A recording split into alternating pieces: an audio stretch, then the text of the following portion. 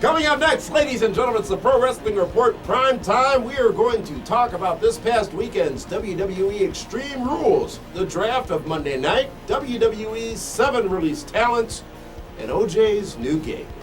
Coming up next, the Pro Wrestling Report Primetime.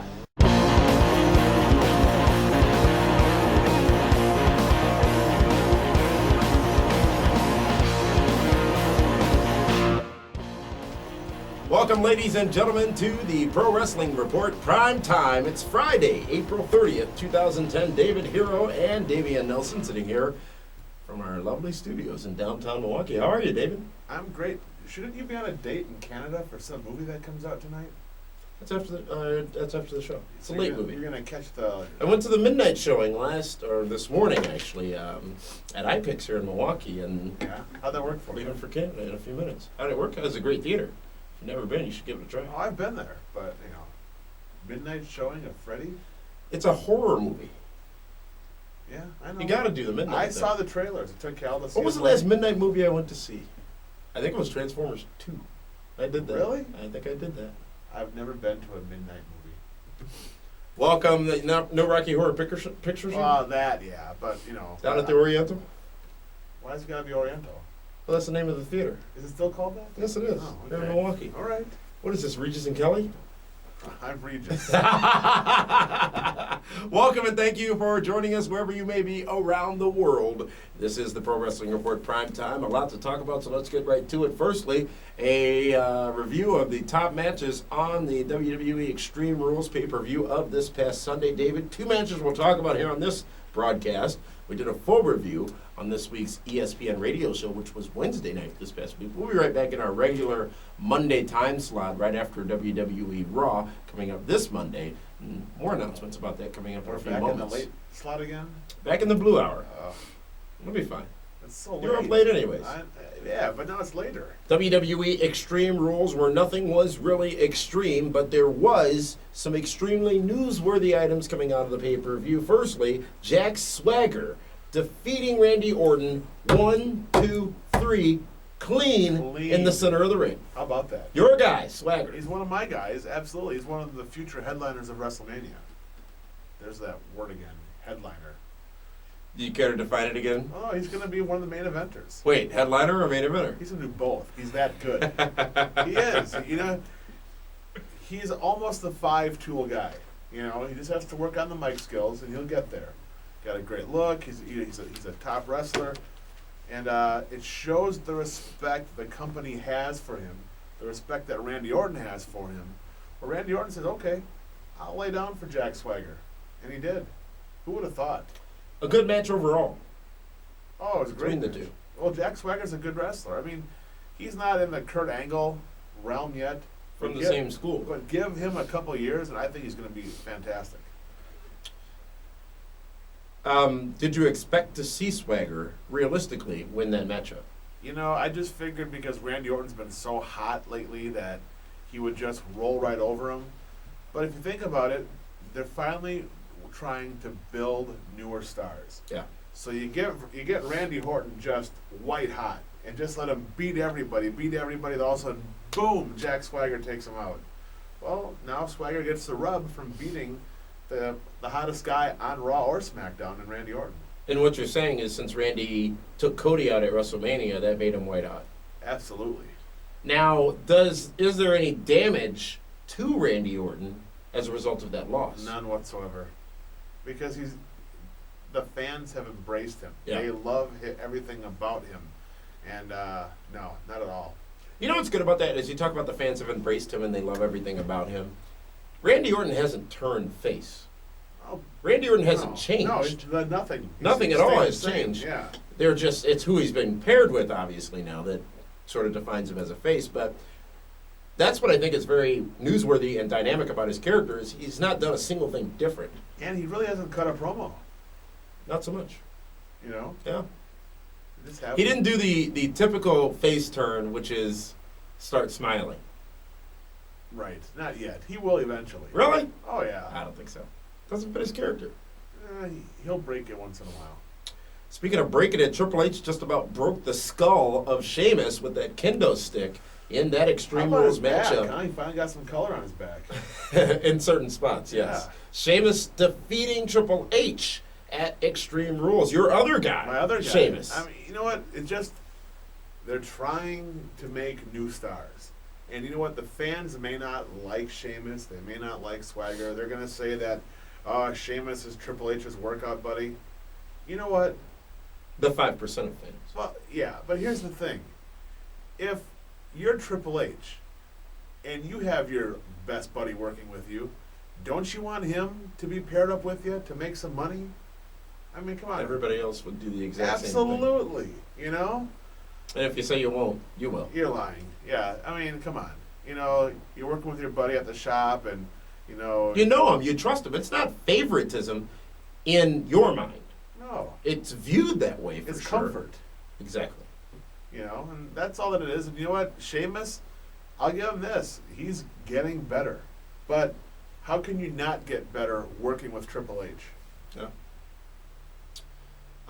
Sheamus is unique. And what I mean by that is the accent's very deep, his look is very unique, and I think he's very easy to hate. But you know what? Like all good heels, he's going to be an even better babyface. With this Orton thing, I guess I have to sort of buy into that. Oh, no, kind think of about philosophy it. I mean, Rock was a great heel. He was an amazing babyface. Better heel, better face. Rock? Yeah. For him, it was just so close to be either, you know, to go either way. Yeah. Same thing with Austin. Great heel, better babyface. Better face, Austin? What really? Yeah, I guess he was. What? Funny. Yeah. I think he was equally great at both. Roddy Piper. Great heel, nothing else. Great heel. He was a great babyface. Really? Oh yeah. Okay. 93,000 people Yeah, when he retired. yeah. They didn't go nuts for him. Yeah, I'll go with that. Uh-huh. Yeah. Much better heel, though. Oh, of course. Much better heel. Of course. And are heels more memorable? You got the what from Stone Cold. You got the all the Rock's catchphrases, which were all defined when he was a heel for the most part. Well, not really. Some came as he was a face. But are the heels more memorable? Do they stick with fans more? I think so.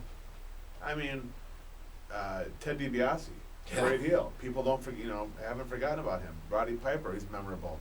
Cody Rhodes. Macho Man Randy Savage, memorable heel. You know. Overall, your thoughts on Extreme Rules, the pay-per-view, as delivered?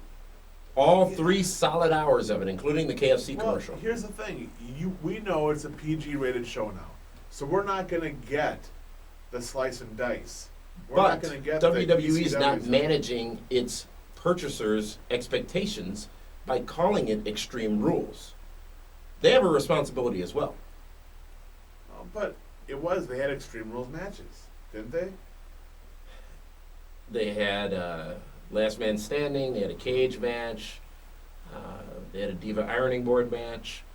So, yeah, the matches by their definition were so extreme. there were no disqualifications, so it was Extreme Rules. But the definition of extreme in all fans' mind is what? Blood and guts. Blood and gut, yeah. ECW So hardcore. that's what they're selling, but not what they're going to deliver. I don't fault them for not delivering it, but they have a responsibility to sell. I'm curious to see the amount of fans that were let down and disappointed, thinking they were going to see blood and thumbtacks. I don't think so. I think it was a good enough show where that kind of stuff's forgotten. Yeah, I guess Sheamus went over And there are extremes. You and could have Swagger went over. Ric Flair bleeding like a stuck pig Yeah. just because, or you could have Ric Flair moments bleeds like that mean now more. because he can't wrestle anymore. wow, can't wrestle anymore to the degree in which he used to. Well, yeah, to what we as wrestling fans are used to seeing. Yeah. All right. Overall, your thoughts on the pay-per-view? I thought it was solid. I mean, I didn't go in there with huge expectations. I thought that coming off a strong lockdown pay-per-view, Very strong. that I lockdown thought was very pay-per-view. good. I thought that the guys on both Raw and SmackDown brands definitely stepped up the game, and I thought that they delivered as well. I would tend to agree. I was very surprised. We talked about a full 3 hours. Very surprised as it was 9:55 and they were nowhere near home, and showing all the way to the 3 hour mark. They Now normally maybe that's the lose extra their $5 because they went up $5. Well, I got that months box from Meathead that I got to watch. ago. AB. Something like that. I get to watch all the pay-per-views for free. Now on that box, did you ever have to put any duct tape in it to keep it together? No. just on Batista's feet? Just on Batista's feet. Again, if you Thanks, want to hear Ethan. our complete wrap-up of WWE Extreme Rules, go ahead and listen to this past Wednesday's PWR radio show. Talk about a packed studio we had Wednesday night. Rashi was stripping. That was ridiculous. That was The disturbing. Kaz made a revelation. Yeah, he finally got smart. Meathead had his cone, Wow, he needs to put that away. and you had heat. I always have heat. Which, can we address that? Let's do it. Last week's show, of course, we all like to make comments and joke and whatever else, and the YouTube comments and whatnot. I have been accused of hating the Pope because he's black. Ridiculous. Far from it. Right? Look who I sit next to every day. Or at least every Friday. And then I got Rashi. It's anyone that knows me knows that is far from the truth, and it's ridiculous, and they should be ashamed of themselves for even insinuating something like that. Well, it's easy to do so when you're hiding behind a keyboard. Well, yeah. Under a fictitious screen name. You see my screen name, it's always the same, David Hero. It's always going to be me. So, yeah, let's not. Are you hot about it? You know what? I was hot about it. Should have been. You can make comments about anything else you want. That's Good or fine. bad? But let's just not go there because that's just ridiculous. Pro Pope, pro Cody, pro Miz. And let's try to put this to bed also. I do not dislike the Pope. I think he's a People tremendous think talent. you do. I know. I have nothing against him personally. I just don't think he is the direction that TNA is going to go. Now, here's what's going to happen. All that you said to preface that statement is gone. Right. All everyone's going to remember is you saying he's not the direction. Right.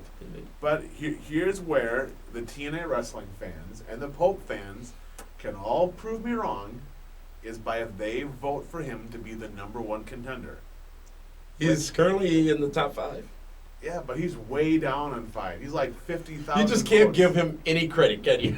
Well, no. He's way down in 5. Well, no. He's in the top 5. But listen, if #1 is 60,000 votes and he's at 15,000 votes, that's a lot of votes to pick up. That's more. That's being further down. You the have, top 5. to this issue, which started on February 12th with a very innocent comment by you, Extremely innocent.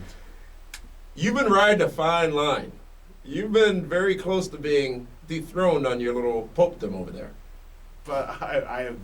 He almost won that match at Lockdown. He was very close to winning. Yeah. Now he's injured. Close only counts in what? Horseshoes and hand grenades. Yes.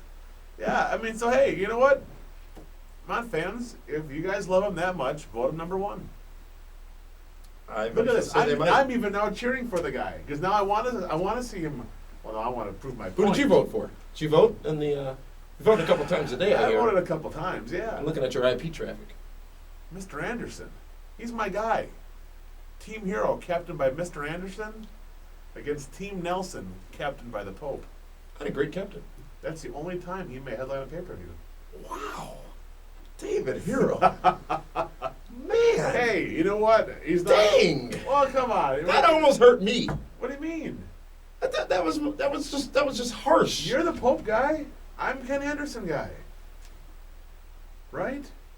I have no problem with Ken. You're the guy direct messaging back and forth with the Pope. That's not the case. Oh, it's the case. That is not the case. He thanks you for his support and love and Listen, everything. Yeah.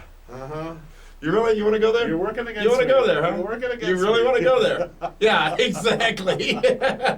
Exactly. Let's talk about the draft from this past Monday night on WWE Raw, which dominated TNA's taped program Impact with a rating of a 3.3 to TNA Impact's 0.5. Now, of course, they 0.5? 0.5. What was the highest segment? I don't know. That's not 0.5, but nearly 750,000 viewers. That math doesn't necessarily add up to me based on. Well, it does actually. So You got to carry the 4. solid number of viewers. But of course, Raw, live, draft, extra hour, all that stuff. But of course, a lot of people again. Oh, ha ha ha! TNA got a 0.5. It's only weeks until they're gone. Could be months. They got to turn it around. The draft was very, very Raw heavy, and let's go down the list Wait, of. hold on a second. Let's go back to this whole TNA thing. Yeah. And we'll go back to my point about the little voting thing. Yes. Like I mentioned before, the top guys they're pushing Mm-hmm. are towards the bottom of this vote. Abyss is dead last with 2%. Rob Terry has more votes than Abyss. Whoa. Wait a minute. Rob Terry's on the list? He's on the list. Now, they don't put Kevin Nash on the list, which is... How could Kevin Nash not be on the list? You'd think he would be there, right? Yeah, it's like Sting, AJ, Jeff Hardy, Jarrett, Kenny, Desmond Wolfe, Ken, Pope, Abyss, Rob Terry. There's 9 guys. There's 10. You're missing somebody. You saying I'm wrong? Yeah. All right. Well, you find that 10th person. The names of the people drafted to the Raw side of things went as follows. Chris Jericho, D.H. Smith and Tyson Kidd, the new tag team champions, along with Natalya. R-Truth, Rajan Singh, Edge, Ezekiel Jackson, Goldust, the Great Khali, and John Morrison. Lots of power coming from SmackDown to Raw. They loaded Raw. You think maybe they're a little bit concerned about TNA? Oh, come on. They got a .5. Why would they be concerned? Come on, David. How dare you bring up such an atrocious statement? I mean, and considering Sci-Fi is paying $10 million more for SmackDown, and now they deplete the roster, I mean, but look, all I can think of is now NXT is going to SmackDown. But look what we've seen in past year's drafts. The draft continues for several weeks. There's shuffles, there's moves, and there's retractions and stuff that goes on that are unannounced and no noise made about them. I would venture to say that either some of these NXT stars are going to end up on SmackDown, as you said, and be part of the focus of that program, or we could see some people coming and going back and forth. Now, SmackDown is preserved for one very important reason. There is a new face of SmackDown, and in case you did not know, that new face of SmackDown is Cody Rhodes. Okay. I'll give it to you. Yep. Cody's the new face of SmackDown. Big ratings draw. Also going over to the SmackDown side of things to be working under Cody Rhodes. The Big Show, Chavo Guerrero, Chris Masters, Christian, MVP, Rosa Mendez, Hornswoggle, Tyler Rex, Vance Archer, Kelly, Kofi Kingston, and that is all. And actually a longer list going over to SmackDown. Mm-hmm. Wow. Here's the good thing about that with Kofi. He had that big push with Randy and then sort of floundered. Now he can go over to SmackDown, work a program with Cody, be in a good spot. Now he can go over to SmackDown and get that push back again. He can be one of the top stars on SmackDown for sure. Disagree? I think Kofi can be a top star on SmackDown. That's what I'm saying. I don't know about Cody Rhodes. I didn't say anything about Cody. Why are you bringing him up? Well, you said have a little push with Cody. That's an option. Who do you think Cody's going to feud with there? I'm not sure yet. Christian? Undertaker, probably, right away. Oh. You know what? That would be the best thing for Cody Rhodes. Just have a feud with Taker right away and see how far he goes with that. You know? Of those names that went over to SmackDown, I would say the biggest on the list would be The Big Show and potentially Kofi Kingston. Yeah, I'd say those two. And Christian. Yes. Will Christian get his chance to shine again in WWE? On SmackDown, absolutely. Because, you know what, as hard as they try to keep him down, the fans still get behind him. Mm-hmm. Almost like an RVD kind of thing. In WWE. Right, yeah. Absolutely. That's a great comparison. I'm not sure if SmackDown's in as much trouble as everyone has made or everyone has said, because it's what they do with these talents that matters in the end. Who knows 4 months from now what's going to be going on? Look at where we were 6 months ago with the Jack Swaggers of the world, with the Sheamuses of the world. It's a whole different ballgame now. All it takes is just that one lucky break. It takes that one injury from a top guy to be out. Now someone else takes that slot. Mm-hmm. WWE also announced just before the draft that they were releasing several talents, a total of 7 to be exact. You can get all those names at pwrshow.com in the news section. But 2 names I think stand out on this list, one being a diva, the other being the gold standard. Mickie James and Shelton Benjamin. Will you please stop with Shelton Benjamin? He is a man who was with the company for 10 years or so. Okay. And he got released. I think that's Tito newsworthy. Santana was there for a long time. He got retired! Released. Yeah, he was released first. Had we been doing the show when Tito got released, I'm sure I would have made as But big I'm as just saying, I mean, Shelton Benjamin, amazing talent. Mm-hmm. Never got over. Correct. What's the big deal? You know what? Everyone said the same thing about Christopher Daniels. Mm-hmm. Okay? Tremendous talent. Been with TNA from the beginning. The fact is, neither guy was selling pay-per-views. So what do? Keep them around because they're nice people? They're good workers. He's a good guy. He's gone. A good worker. You keep a good worker. Why? You've made this point actually yourself several times when you look at some of the people that WWE kept around for so long. This would be that case, I think. So here's the thing. They have a whole group of new guys coming in from NXT that are going to be good workers. And that they can invest that money into to try to get a better return on investment. Shelton Benjamin doesn't sell any tickets. He could, though. You go to Toys R Us, he's the action figure still on the shelves. Right? I haven't been to a Toys R Us. Well, you need to do your research. You need to go to But Toys R Us have and the you'll interns see go do that. I'm a Shelton busy man. Benjamin hanging there on the pegs. A bunch of them.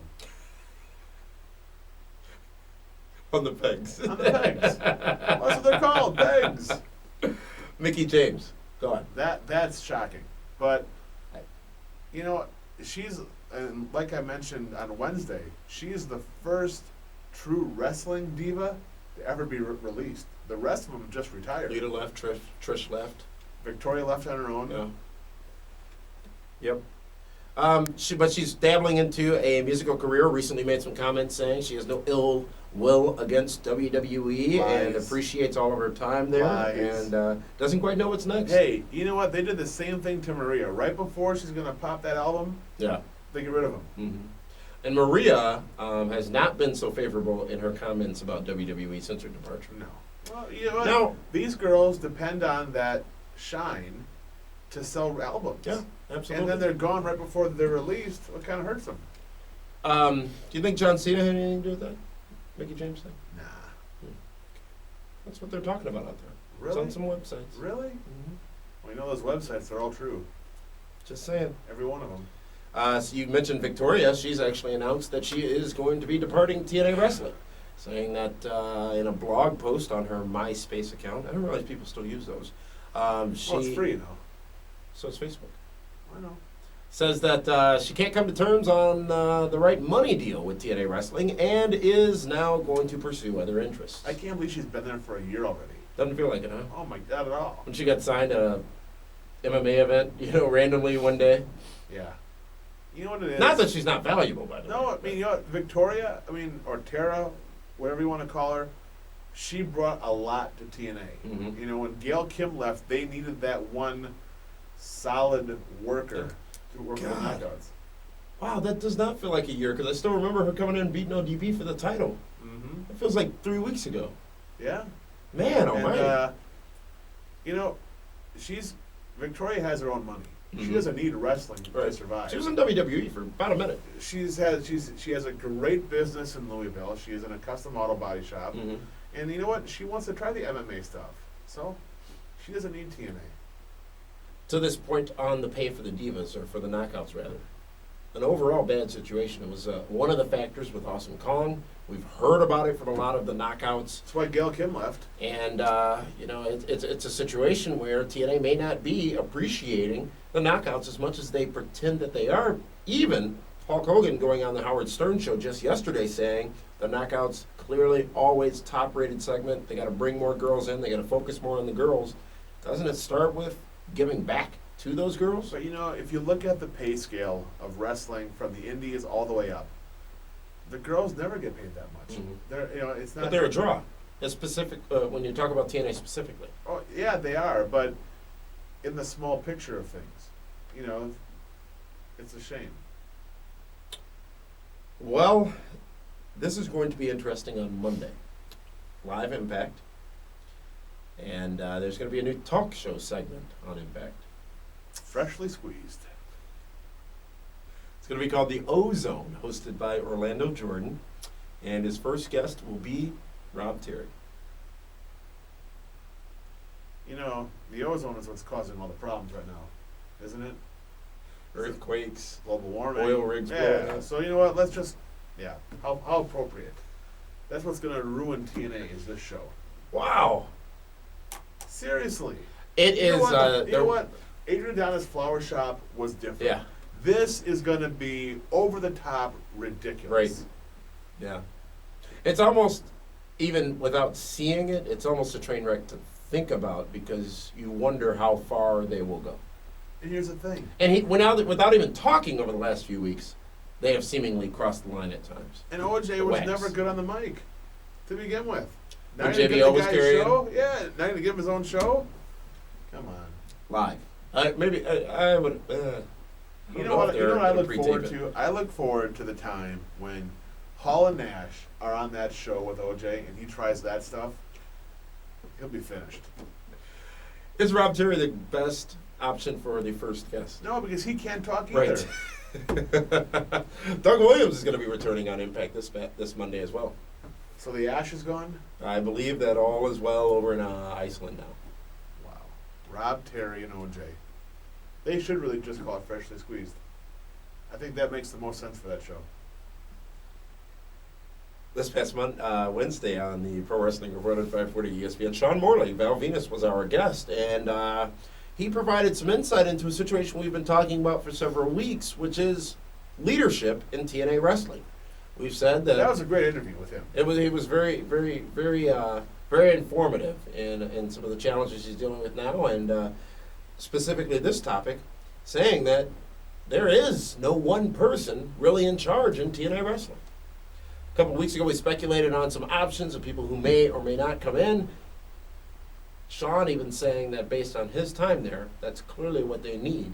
The question is, can they use anybody they have now to make that person? Hogan has been saying now on his latest round of media stops that he is no longer in an office role with TNA. He's just sort of approving things as they come.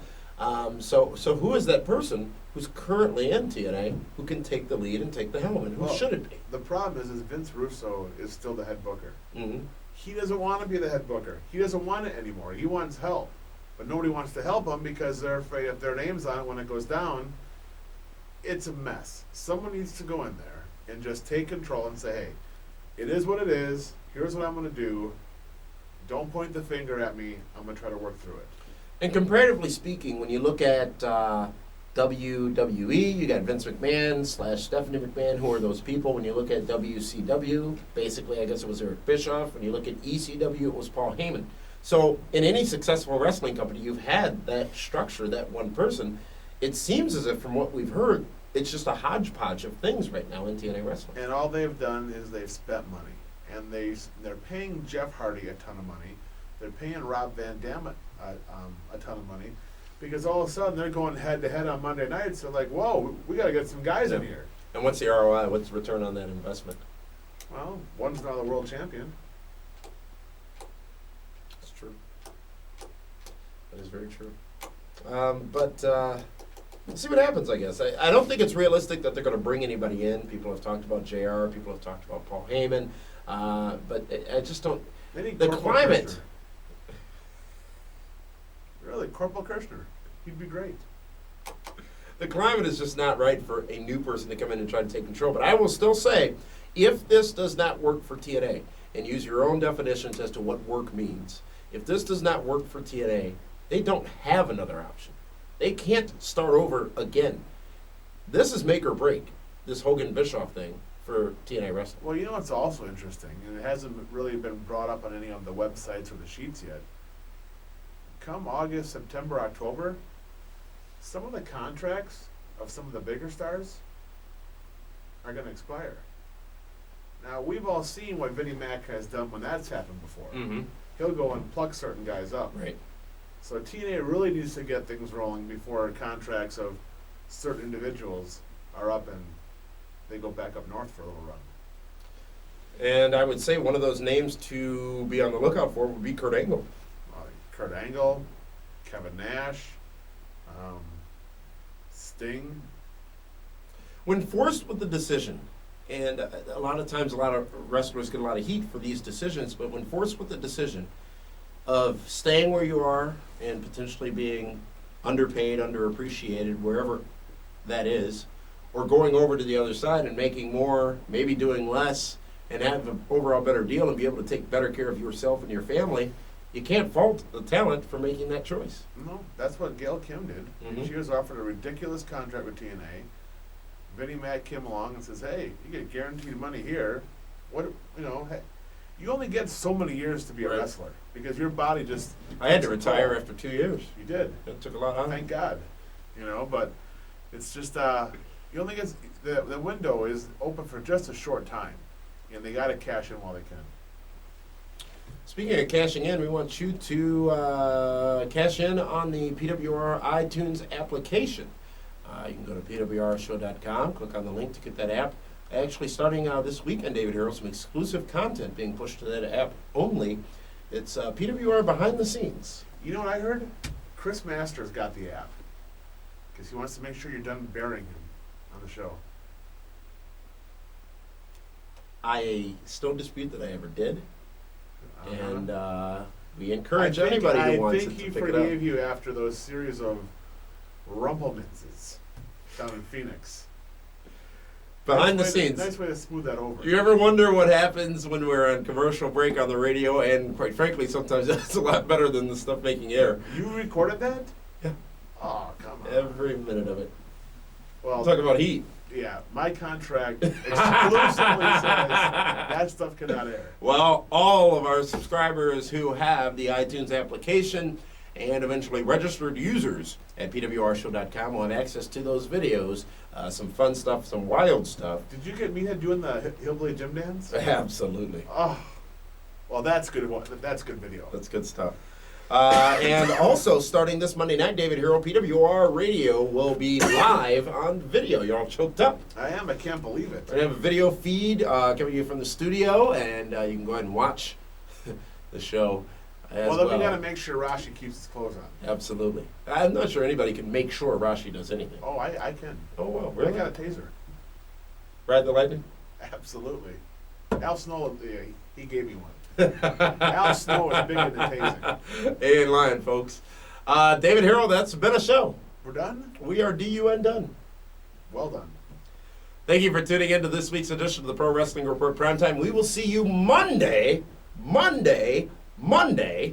at 10 o'clock p.m. Central Standard Time, streaming live at pwrshow.com for the Pro Wrestling Report on 540 ESPN. So until then, and in the meantime and in between time, for David Octavius Hero, who has spoken, I believe.